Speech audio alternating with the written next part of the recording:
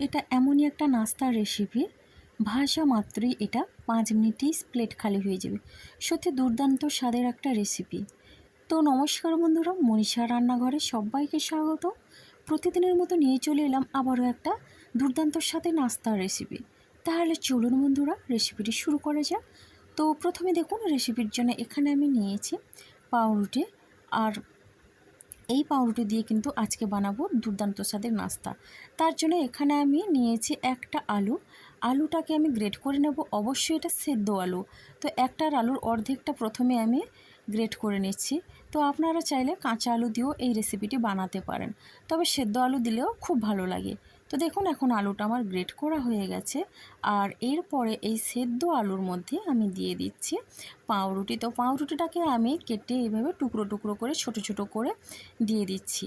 তো আপনারা চাইলে পাউরুটি জলে ভিজিয়েও জলটা চিপে আলুর সঙ্গে দিতে পারেন, তবে সেটা কিন্তু যখন রেসিপিটা করা হবে সেটা কিন্তু খুবই পাতলা লাগবে, হাতে কোনো রকমের শেপ দেওয়া যাবে না। তার জন্য আমি এই শুকনো পাউরুটি এইভাবে হাতের সাহায্যে ছেড়ে ছেড়ে দিয়ে দিচ্ছি।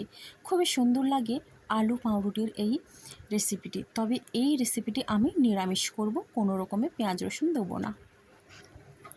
দেখুন বন্ধুরা, সবগুলো পাউরুটি আমি ছেড়ে এখানে দিয়ে দিয়েছি। আর এখন এর মধ্যে আমি দিয়ে দিচ্ছি কাঁচা লঙ্কা কুচি। আর কাঁচা লঙ্কা কুচি দিয়ে এরপর দিয়ে দিচ্ছি অল্প পরিমাণে গ্রেট করে রাখা আদা।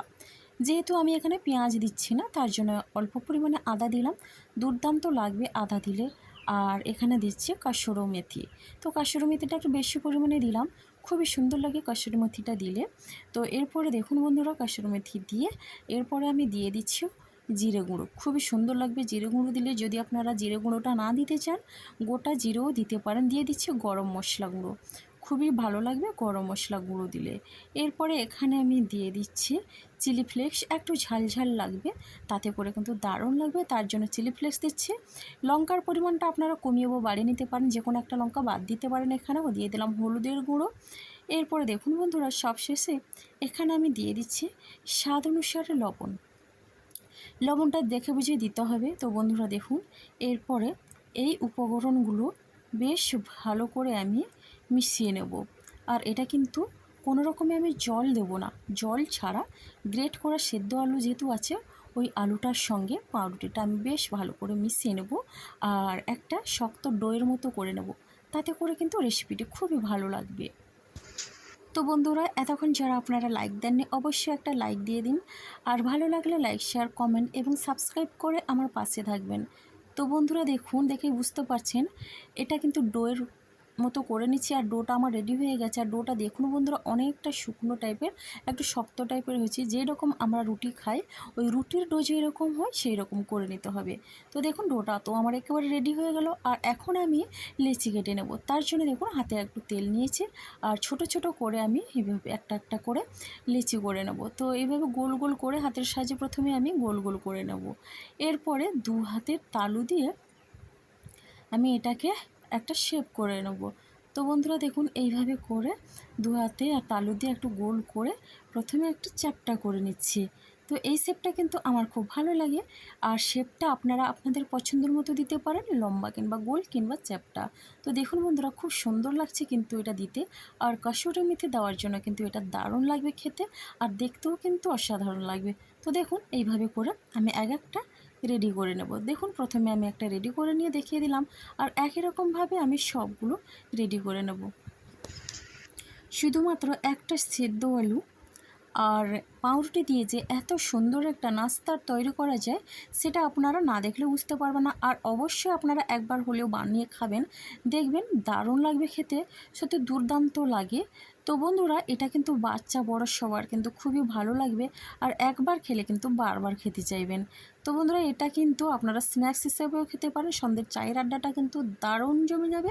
তো এইভাবে করে আমি বানিয়ে নেব। আমার রেসিপি ভালো লাগলে অবশ্যই লাইক কমেন্ট করবেন, আর একটা মিষ্টি কমেন্ট করবেন, তাতে কিন্তু নতুন নতুন রেসিপি দেওয়ার জন্য উৎসাহ আমার অনেকটা বেড়ে যাবে।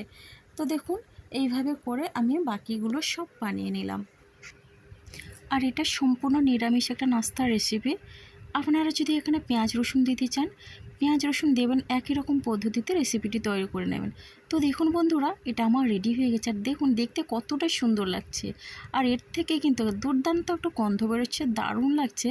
তো এটা ভাজার পরে কিন্তু আরও ভালো লাগবে। তো দেখুন বন্ধুরা, এখন গ্যাসে কড়াই বসিয়ে দিয়ে দিয়েছি সাদা তেল। তেলটাকে বেশ আমি ভালো করে গরম করে নিয়ে একটা করে আমি দিয়ে দিচ্ছি। আর এটা কিন্তু ভাজতে বেশি সময় লাগবে না, খুব কম সময় ভাজা যাবে। আর এটা আপনারা আপনাদের পছন্দের মতো কালার করে ভেজে নেবেন। তো বন্ধুরা, আমি একটু লাল লাল করে ভেজে নেব। আমি সবসময়ের জন্য পছন্দ করে একটু লাল লাল করে ভেজে নিতে, এতে করে কিন্তু মুচমুচেও হয় আর খেতেও কিন্তু দুর্দান্ত লাগে। এটা একবার খাওয়ার পরে কিন্তু আর অন্য কিছু খেতে চাইবে না। সন্ধ্যার স্ন্যাক্সে খুবই ভালো লাগবে এটা।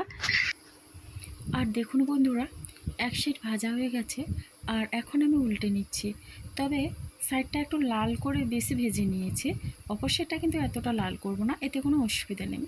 তো যাই হোক, এইভাবে লাল লাল করে ভেজে নিলে কিন্তু রেসিপিটি খুবই মজমুজে লাগে আর খেতেও খুব ভালো লাগে। তো মোটামুটি আমার ভাজা হয়ে গেছে, আর এখন আমি তেলটা ঝরিয়ে তুলে নেব। তো বন্ধুরা দেখুন, তেলটা আমি ঝরিয়ে এবার একটা একটা করে আমি তুলে নিচ্ছি। তবে বাকিগুলো একই রকমভাবে আমি ভেজে নেব। আর এই নাস্তা রেসিপিটি কেমন লাগলো অবশ্যই আপনারা কমেন্ট করবেন, আর একবার হলেও এটা বানাবেন। আর এটা মাত্র 5 মিনিট সময় লাগে। হাতের সময় কম থাকলে অবশ্যই এই রেসিপিটা আপনারা ট্রাই করতে পারেন।